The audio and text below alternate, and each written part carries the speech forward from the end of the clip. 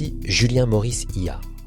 Lorsque je commence une conférence sur l'intelligence artificielle au service de la pédagogie, j'aime démarrer en disant que nous sommes en 1994. Vous l'aurez compris, il s'agit de comparer la révolution de l'IA avec celle du numérique, en particulier le moment où Internet est entré dans le grand public. Si cette comparaison peut sembler classique et peu originale, elle a surtout pour but d'amener les participants qui n'ont pas grandi avec Internet à se rappeler de leur première rencontre avec cette révolution. À cette époque, il était difficile de prévoir les usages qui seraient les nôtres 30 années plus tard. En disant cela, je souhaite simplement mettre en évidence le fait que, bien que les usages actuels de l'IA soient impressionnants, qu'il s'agisse de rédiger des textes, créer des vidéos, des images, des clones, ou de résoudre des problèmes complexes, les usages futurs sont encore imprévisibles et iront bien au-delà de ce que nous pouvons imaginer aujourd'hui. De manière provocatrice, je dis souvent que tout ce qui peut suivre la présentation des usages actuels de l'IA équivaut à la découverte des liens hypertextes en 1994.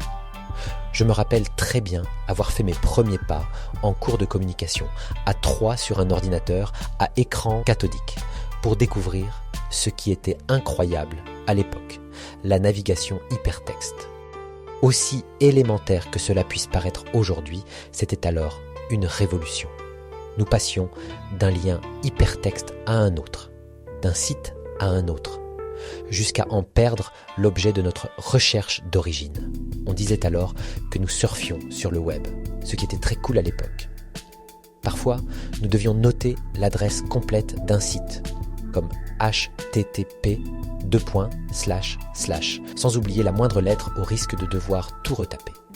Pour moi, c'était déjà une révolution tout comme les premiers usages de l'IA le sont aujourd'hui.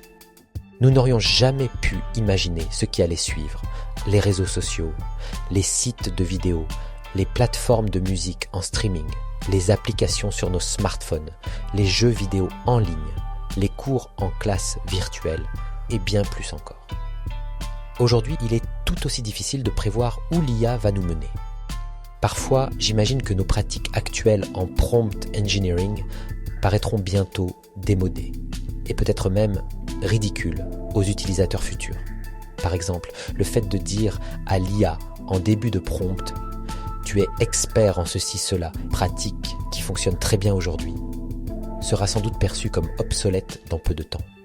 C'est pour cette prise de conscience que pour le meilleur ou pour le pire, nous ne faisons que nos premiers pas, que j'aime dire que nous sommes en 1994. C'était Julien Maurice IA. Merci de partager et de liker. Et je vous dis à très bientôt pour la suite.